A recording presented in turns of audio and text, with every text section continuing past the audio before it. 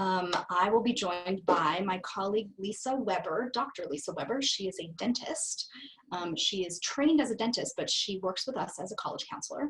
And Dr. June Kim, who advises college students in their applications to medical school.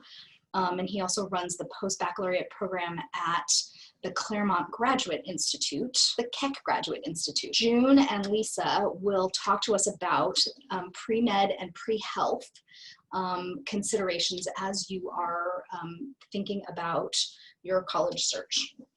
So with that said, that's next week. And then the following week, I will be interviewing a colleague of mine who is based in Portland named Julia Searchin, and she is on the board of governors of the American Institute of Certified Educational Planners. As I said last week, of which I am a very proud member. It means I took a really, really long test. And it means I visited a lot of colleges. I'm going to talk about the profession of college counseling. But tonight, I am so excited and thrilled to be joined by Mark Presnell, who is Executive Director of Northwestern University's Career Advancement Center.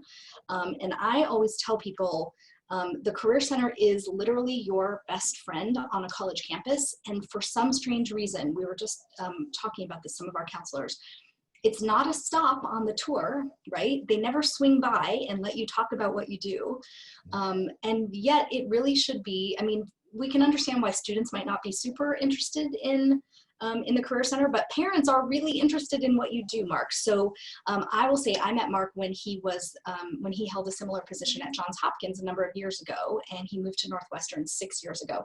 So Mark, thank you so much for joining me. And Mark, if you would just give us a little overview of how a Career Center runs, and then let's kind of dig into how do we know if a Career Center is good, if I'm going to get really what I need out of it. I mean, absolutely. Thanks so much for having me tonight. I enjoy talking to parents, and I enjoy talking about what I do. So this should be kind of a fun hour.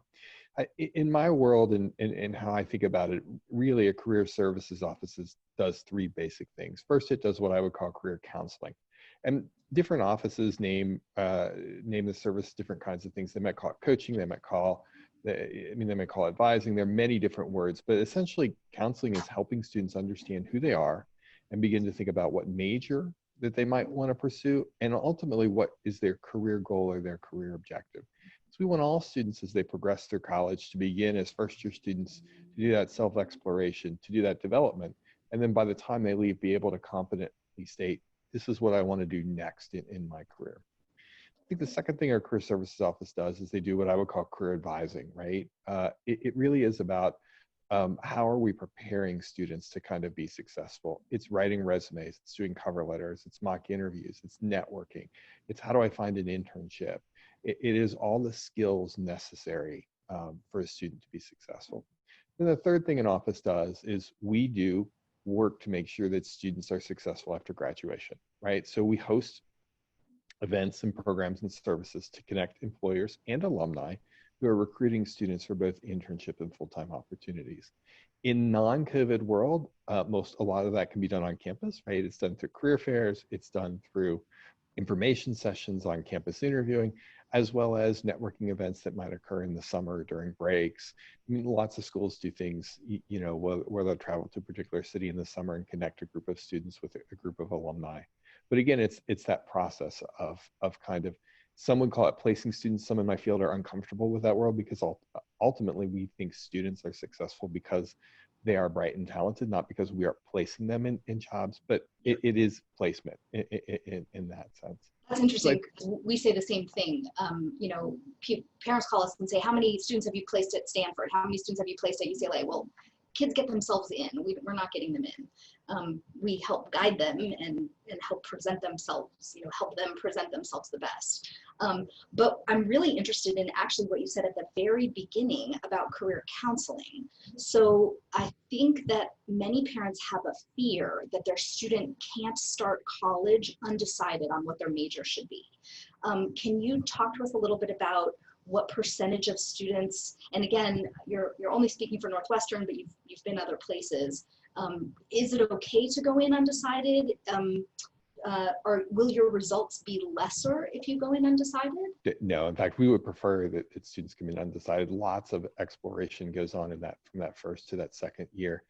I kind of think of about three students in three buckets. You do have students who come into college and say, you know what, I don't know what I want to do. And they truly are undecided, and they are comfortable sharing that. You have students who come into college who know exactly what they do, and they've really researched it. They've done that work in high school. They knew they wanted to be a doctor. They knew they wanted to be a consultant. They knew they wanted to go into marketing, whatever that field is. The vast majority of students are neither of those two buckets. The vast majority of students think they know what they want to do, but haven't begun to explore, right? And those are, it's exactly where we want students to be. We want them to do that exploration process.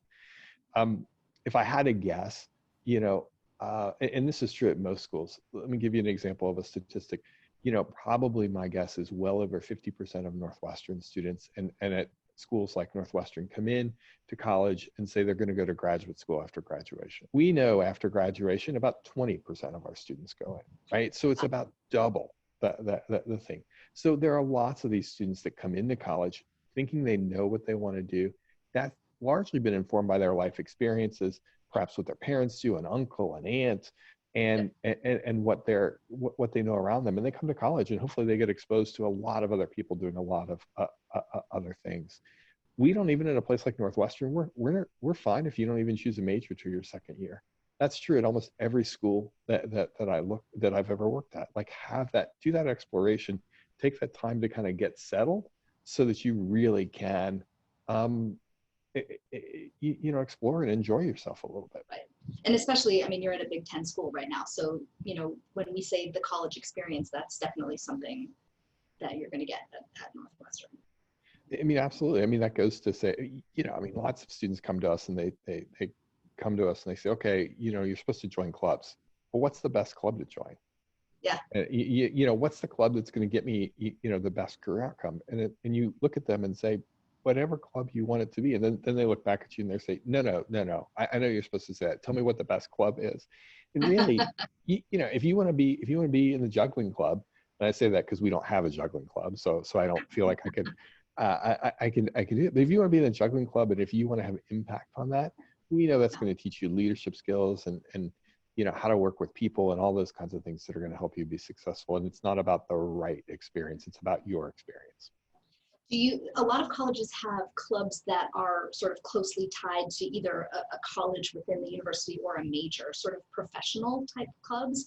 Do you feel like, I'm not trying to ask the same question you told them, the students not to ask, but do you feel like there's any benefit to being involved more on the professional side? I think there are many ways that you can gain this experience. I think that some students gravitate towards professional clubs because they have common interests with the people in those professional clubs, and they feel good about sharing those interests with other peers. But to give you an example, Goldman Sachs is a recruiter at Northwestern, and they will often say, look, I'm tired of seeing the same student. I'm tired of seeing the economics major with the business minor who belong to the business club. Right. And so I think that there is some importance and some diversity in doing that. And I think, if you want to be part of that professional club because that's what you really want to do, that's great. But don't do it just out of a matter of course. And you might be able to distinguish yourself in ways by being a part of other clubs. Well, and the problem that you have is the problem that we have. You just get it later. So they come to us having done things because it looks good for college, and then they get to you and they're so used to doing it that way, they want to know what looks good for employers. And I think one of the bigger differences, and Evelyn, you might disagree with this, but in college, we really want them in that first year or so to sample these kinds of organizations and then pick one or two and really become in depth involved. A lot of times when we see them come out of high school, they've done a lot of different kinds of clubs and organizations, some that they've had depth in. But really at college, I only need you to have one. At the end, when you get to the junior, senior year, if you have one or two that you've really done a lot of work in, that's better than four. No, I don't disagree with you at all. We tell them that when we do get to see them in 9th or 10th grade. I mean, I've actually said, my colleague Susie will laugh. We sat at the kitchen table of a rising junior in high school. This was years ago. And he was both a baseball player and a football player. And we said to him, I got to tell you something. You're not going to play both in college. Mm-mm. You may not even play one. So it's almost like a Sophie's choice. Pick your favorite. And if, you know, the way we say it is what opportunities are you losing by spending so much time doing both, you know, sports to the extent that you're doing them. And students look at us like we have two heads when we say that, but you're right. It's the depth of involvement is what creates the experience. It's funny because we see the same thing on the academic side. It's popular at Northwestern to have two majors, right? And some will say, I have one major for mom and dad, and I have one major for me. I know. But here's the thing, as I tell every student, I have yet to have an employer come to me and say, send me all your double majors. It's not something that they look for. It's really not. They want to see that depth of knowledge. And in some respects, picking up a minor or a certificate or something like that, depending on the academic structure of the school you're at, is a better option. And you can take more courses. You can do different kinds of things, and you can do more exploration. Yeah. It's so funny. I had a student call me today who just finished his first year at San Diego State, and he's in the honors program. And the honors program requires a minor. And he doesn't like any of the minors. And he said, I could finish in 3 years instead of 4 if I drop out of the honors college and drop the minor that I hate. By the way, he hates it, but he's doing it because he thinks it looks good. That's kind of troubling. Yeah. I mean, I think that's very hard. I mean, the other thing is, like, you know, 3 years of college is in my world, not those students. If you want to save a little bit of time, do 3.5 years. Don't do 3 years in college. You lose out on an additional summer, and that junior summer for what you want to do after graduation is so important. So we have students who, all three of the schools I've worked with when I was at Rochester and Hopkins and Northwestern, who try to finish in 3 years. You know, cost is an issue, certainly. Sometimes they're trying to get to medical school, graduate school early, and that, but not having that additional summer to do some, to do an internship, to do some research, to do it makes them harder. It's harder to place them. Yeah, interesting. Well, because so many job offers come after that junior summer. I said 9 times out of 10 too, they're also not ready after that sophomore year to do that big internship as a junior. Right. Well, and that would involve you placing a, you know, just finished sophomore, you know, in competition with just finished juniors, which is kind of a hard sell for you. I mean, absolutely. And I'm not saying there aren't exceptions to that rule, and some students that you know, that do that well, but it just is, it's losing also those first 2 years of college, where that really is your opportunity to explore, to try out, to do those kinds of things. You really have to kind of start from square one, and knowing this is what you want to do.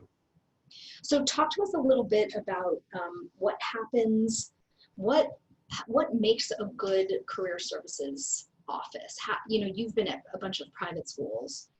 Maybe what are the differences between the services you have the ability to offer and maybe what you might get at a flagship? Sure, happy to talk about it. I think that so really the advantages of places like that I've worked in. A long time ago, I started my career at the University of Virginia. You know, it's that kind of mix of public and private, right?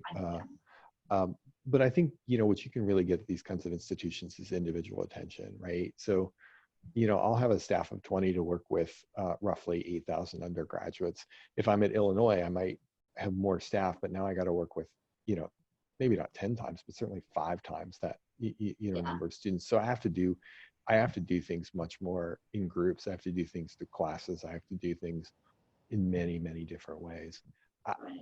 You know, whereas I can just tell a student, come in and see my staff, just sit down with them, take a half hour, sit down, let's personalize your particular career options and your journey based upon who you are and the knowledge and the information that we have. For me, I think what really I would look for in a career services office if I were a parent is one, I do think it's really important to take a developmental approach, not just a placement approach. All of us in this field know that we are measured by and should be measured by the success of our graduates. That's something that we're comfortable with if you get into this field.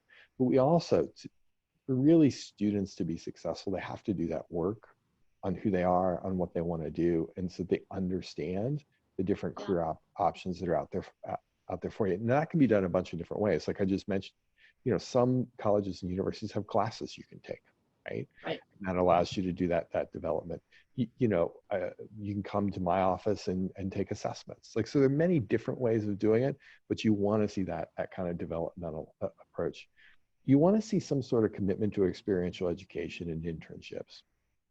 Internships are probably the number one thing employers look for. Again, that can be done through the curriculum. You think of engineering schools and co-op programs, right? That's a common way Yep. that you do experiential education, or it can be done in the summer, right? It can be done as a summer internship, but you should be looking at schools, and they should on some levels be reporting what percentage of their students do internships before they graduate, or some kind of statistic. I also think you should look for a school that's pretty transparent in terms of its numbers and the success of its students. Almost all the schools I've worked with, we put our placement reports up online. In the last 4 or 5 years, because of things like Tableau, you can do very sophisticated things. So you can go onto my office's website, you can sort placement by major. So I can look at the last 4 years of placement of economics majors versus English majors. What do they do? Where do they go? Again, it's not meant to be limiting, but it's meant to give students ideas, right? Yep. So no student can say, I don't know what I want to do. Well, here's some kind of places to start. And I think that you also want to look for a strong connection with the Alumni Association. Mm-hmm. Like, what are they doing, and how are they utilizing their alums to educate their students? That's particularly important now that we're in a recession. Right, the model of the work we do shifts a little bit when we move into recession. Pre-recession, we were able to host lots of companies who were posting lots of jobs, and there were opportunities. Now, again, those jobs don't completely go away, but they might decrease. So what you want to do is you want to rely on your alumni network to help you do some of that work, and you want to rely on that alumni network through mentoring, shadowing, events, programs, even direct resume referrals to help you educate and eventually help the students to be successful. Yeah. Okay, you had a whole bunch of really good stuff in there. So let me follow up on a couple things. I've actually seen this and I had forgotten. You can sort job placement by major. So the first question that pops into my head is what parents ask, which is the way it looks from our side, on the way into college is, I really want him to major in business because the job opportunities are going to be stronger.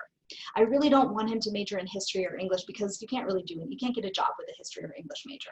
So can you shoot that down for me? Yeah. I mean, I think that we are seeing more and more employers are beginning to recruit what we call major agnostically, right? So what that means is they're coming to us for talent, regardless of what you major in.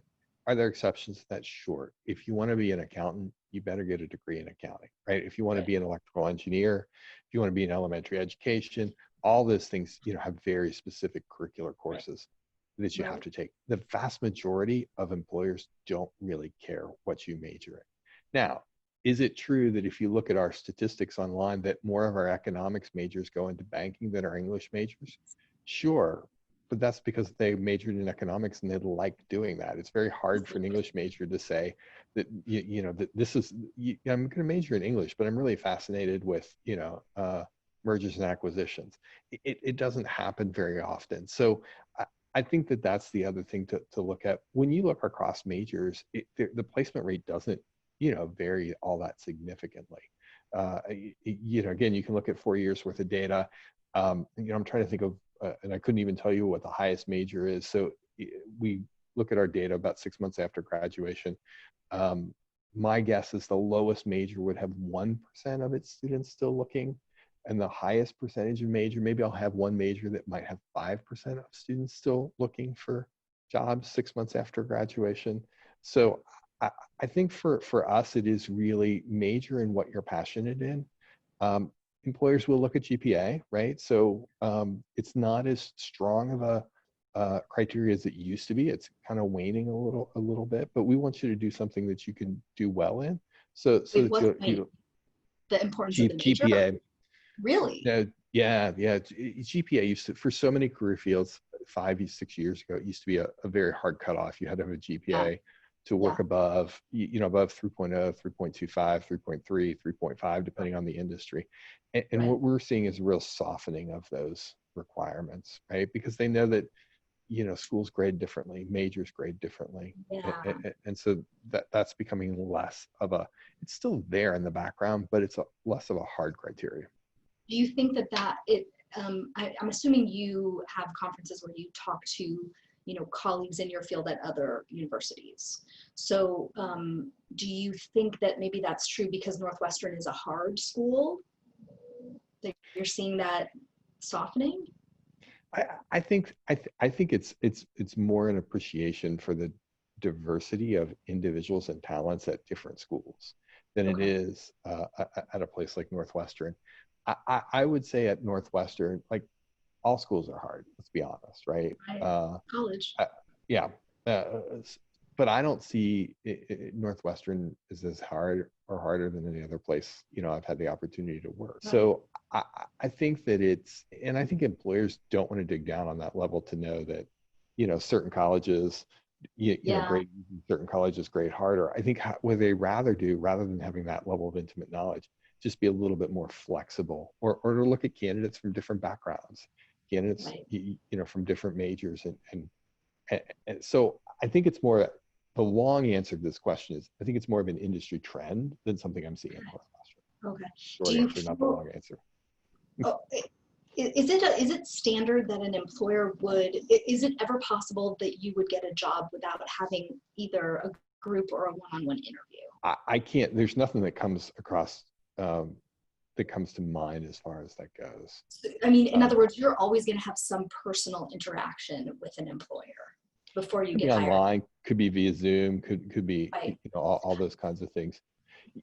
I think in the European system, sometimes there are places that do more testing, right, and test in place, but not in the U.S.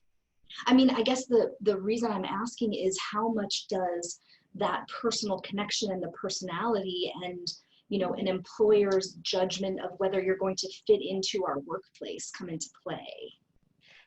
I think the resume gets you to the interview, and then once you get to that interview, right, so those qualifications get you to your interview, and then usually the interview process is a two-step process. That first part of that interview process really is about checking out what's on your resume. It is still about screening about qualifications, right? And then the second step of the resume is often screening about what knowledge you have, how might you connect with the company culture, what interest you have in this role. So it's a little bit more sophisticated of an interview.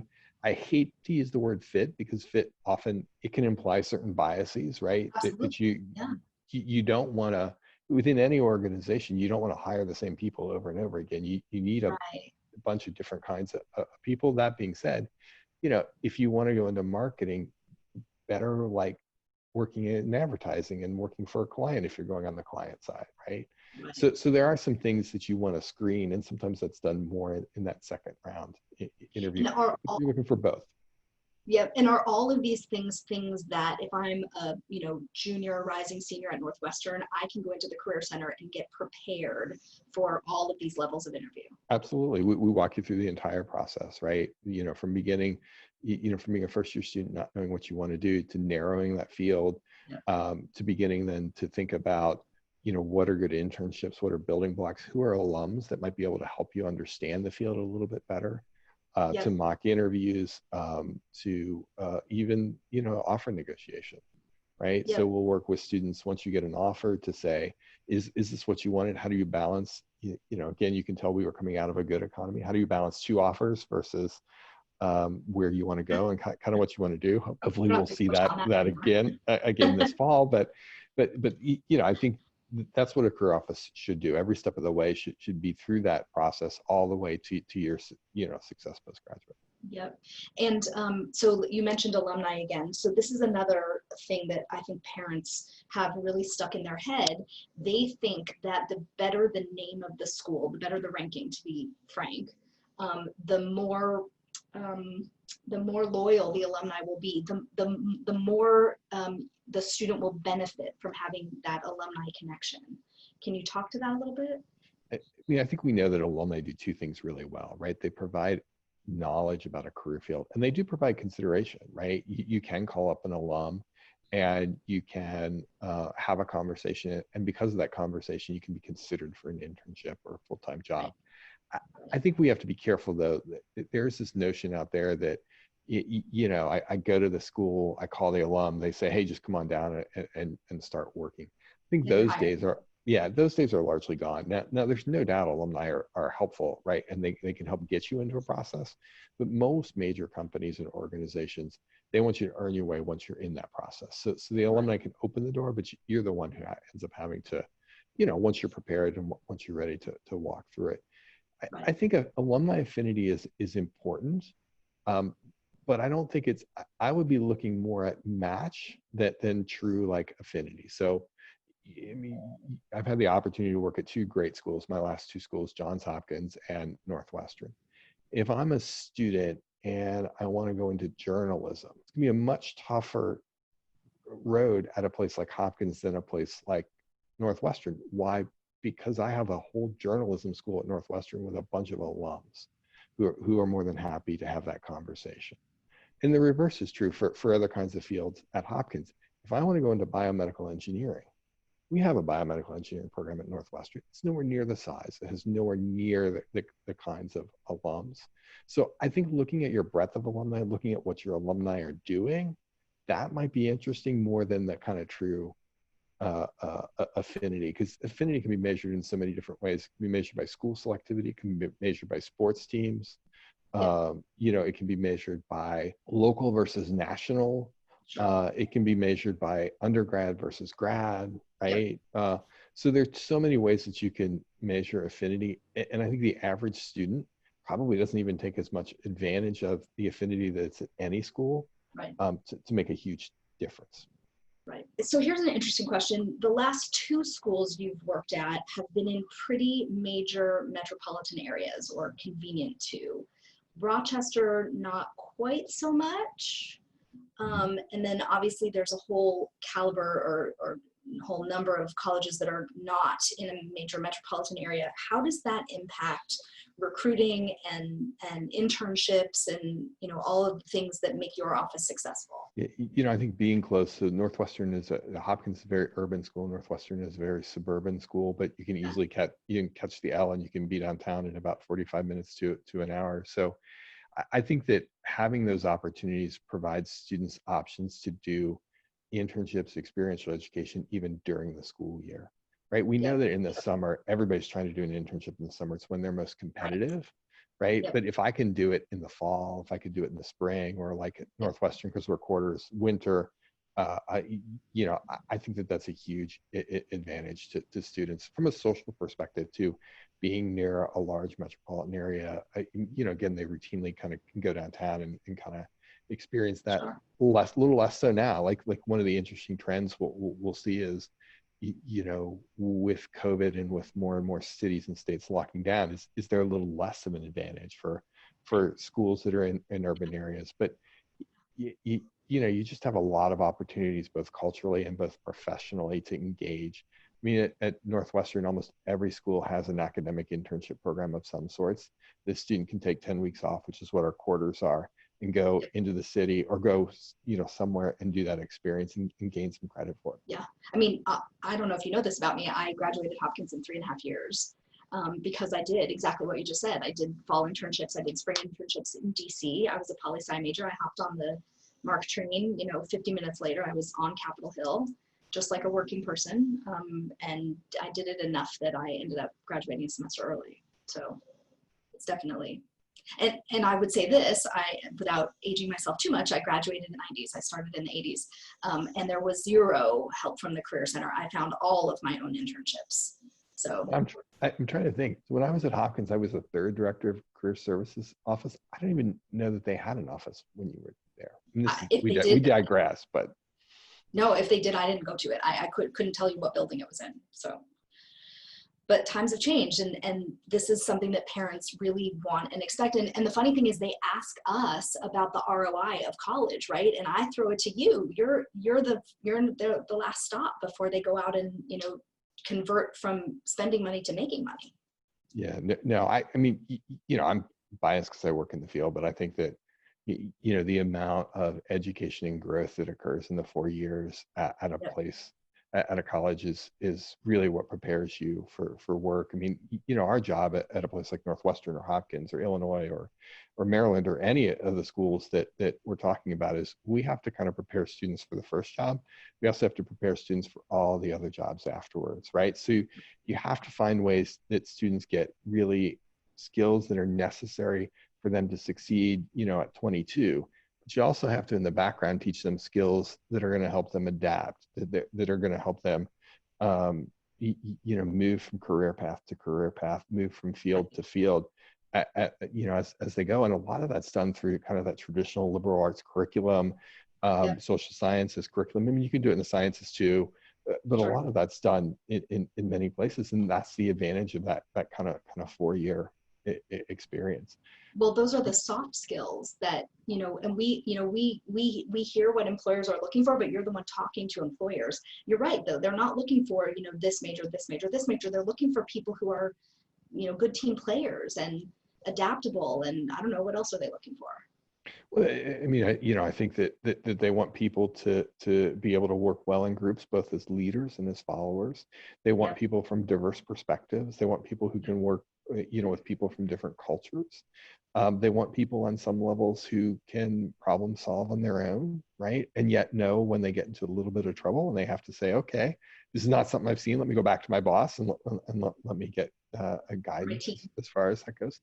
And, the old fashioned things of we need good writers. We need people who can also look at data and information and make sense of it, right? You don't have to be a statistician, but you have to be able to read something online or read something and know, hey, these numbers don't add up. Let's look more deeply into this. Right. You have to know when to look deeper. Yeah.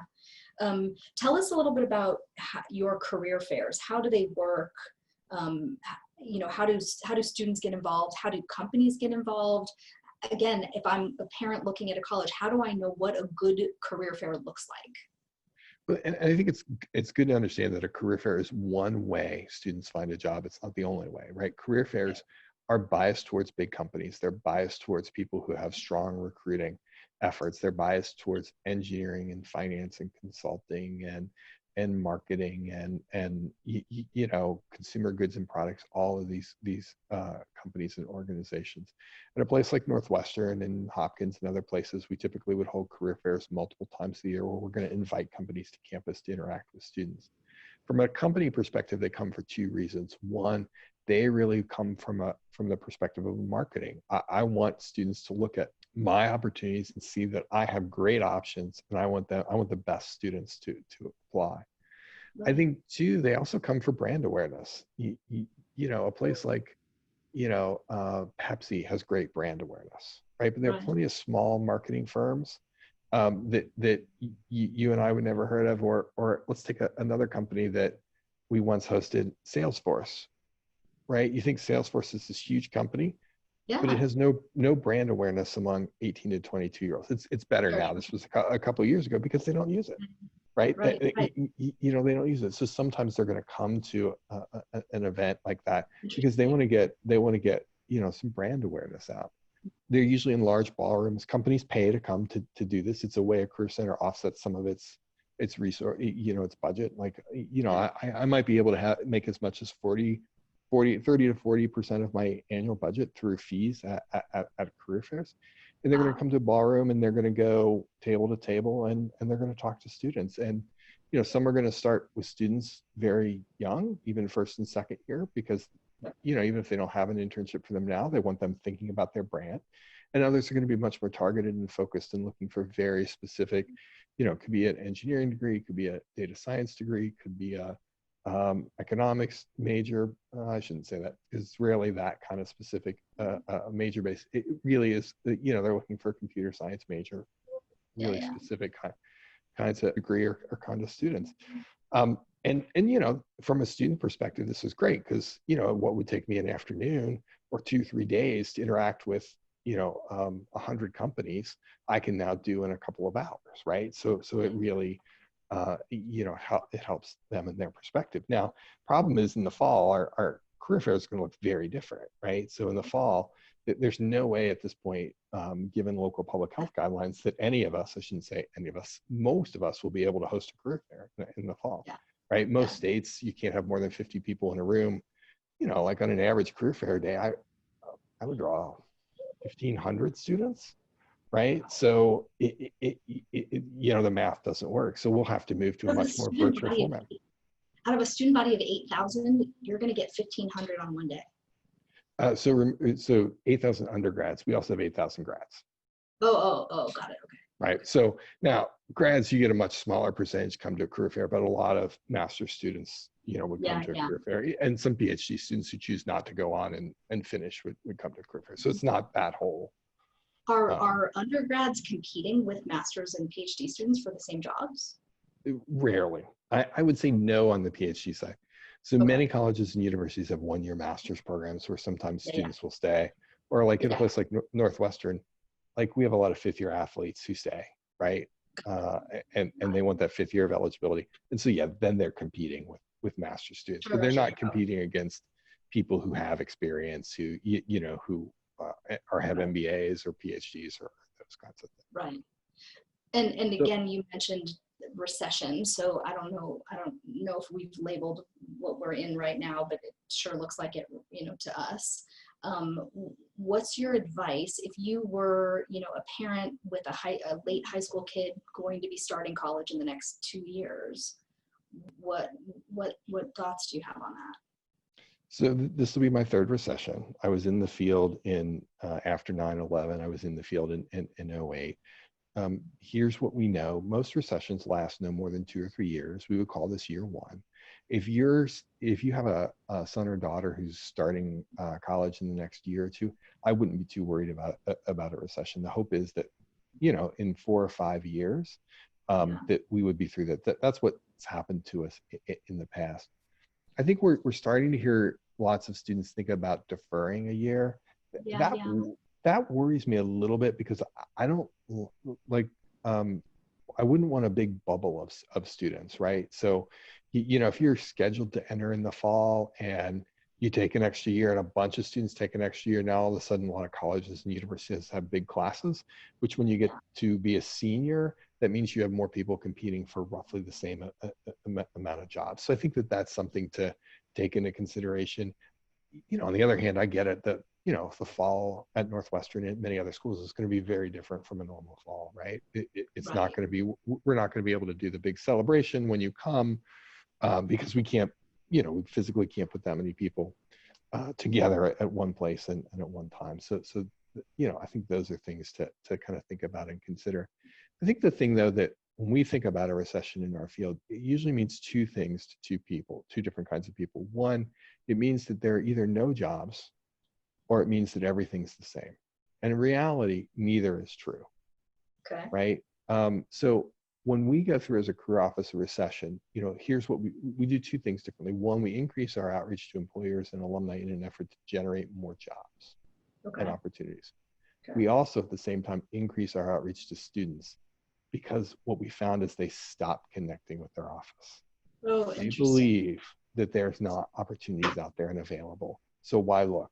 Is it harder? Yes. But we know, to give you an idea, even in this recession as an office, and I'm sure, this is true of many other schools, we're posting about 700 jobs and internships in a week. Is that down?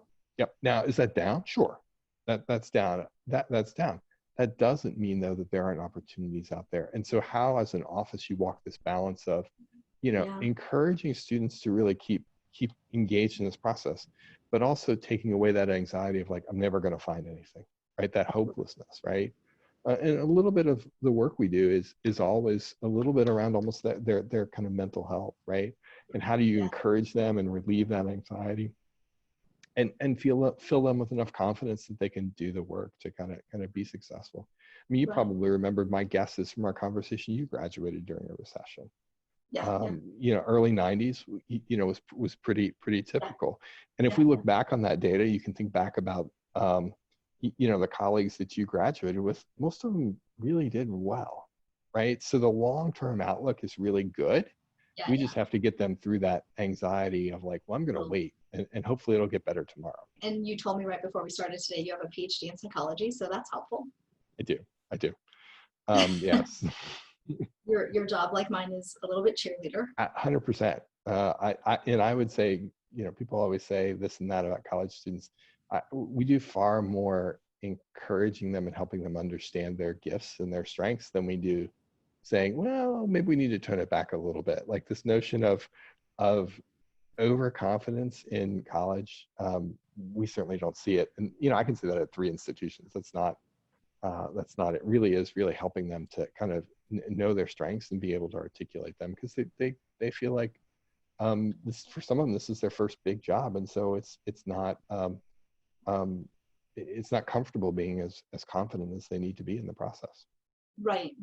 And I respond to that name and reputation question. I mean, what you said is it's kind of obvious, but every college has alumni, right? And most colleges stay in touch in some way with their most loyal alumni. So while Princeton and USC's alumni are a little bit more maybe rabid isn't the right word, but super fans of of the experience they've had, that's not to say that every other college's alumni aren't just as big fans of their school's newer graduates and willing to help them. I think it's 100% correct. I mean, I think in my career, I've never reached out to that many alums who have said no, right?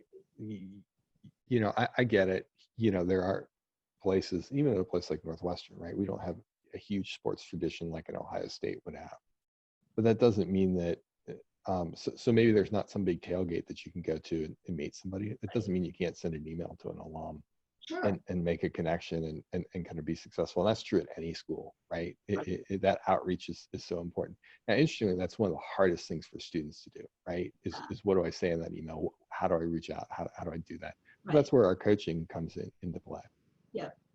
And talk a little bit about, you were telling me about some of the resume critique that you have some technology that you have access to, which was fascinating to me.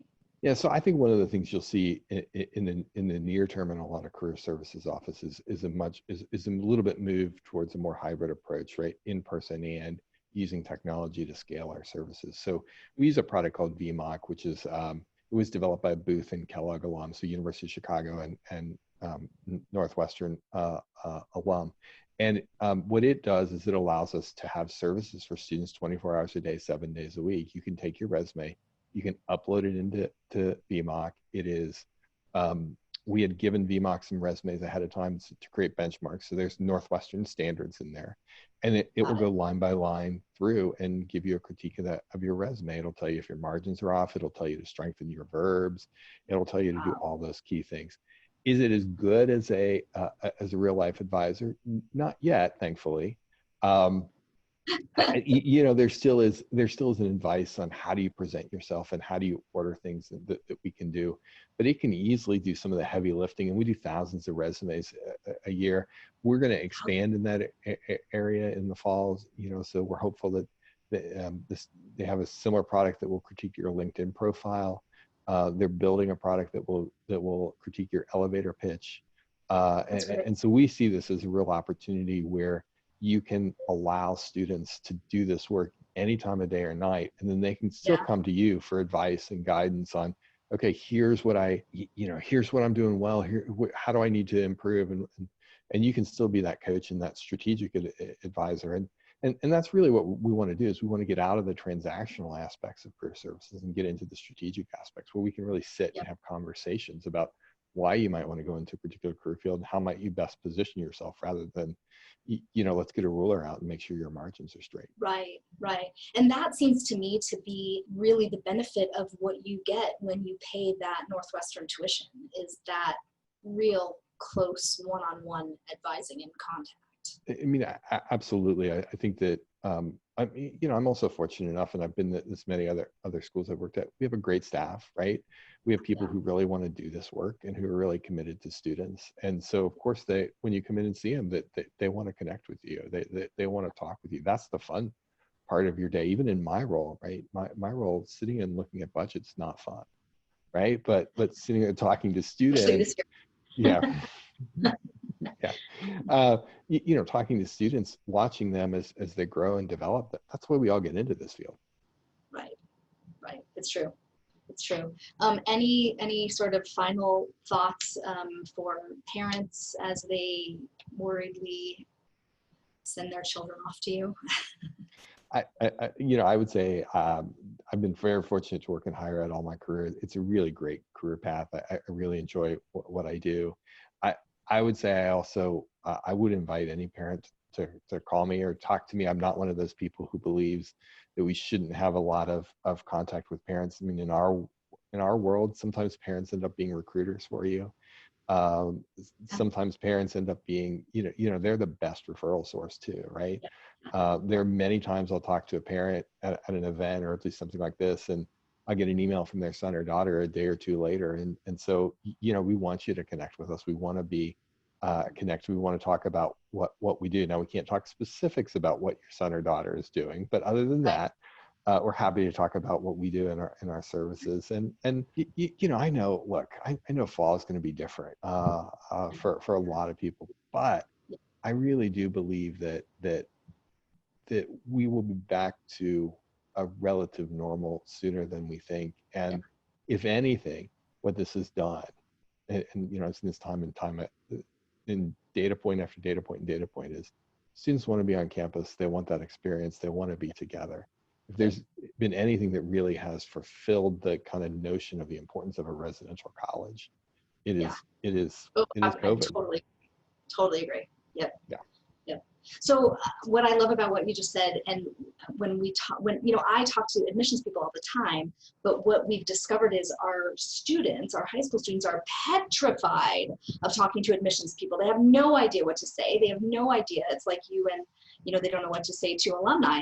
They don't know they don't want to look stupid, and they are afraid of them. And, that's the person making the decision on me. And you kind of fall into that category too. They worry they have nothing to say to you. And, but I think if we've learned anything, obviously amazing information about how a career center works. So thank you for that. But I think if you could take one message away from this conversation with Mark, it's that literally every single person who works on a college campus is there because they love helping young people.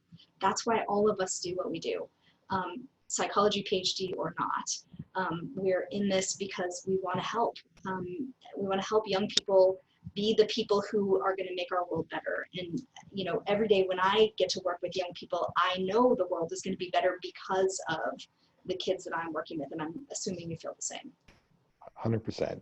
It's and I get to watch them go off into all kinds of different career fields too, right? So it's not just one or the other. So it's a great job. I've got no complaints whatsoever. No complaints whatsoever. Well, awesome. I really appreciate it. It was great to see you. And thank you so much for spending your Thursday evening with me. Thank you, everybody else. Chloe, the snoring dog, and I will be back next Thursday. Again, we're going to talk about pre-health, pre-med, pre-vet, pre-dental, all the things you can be doing to prepare for that path. And we'll see you next week. So thanks for joining me.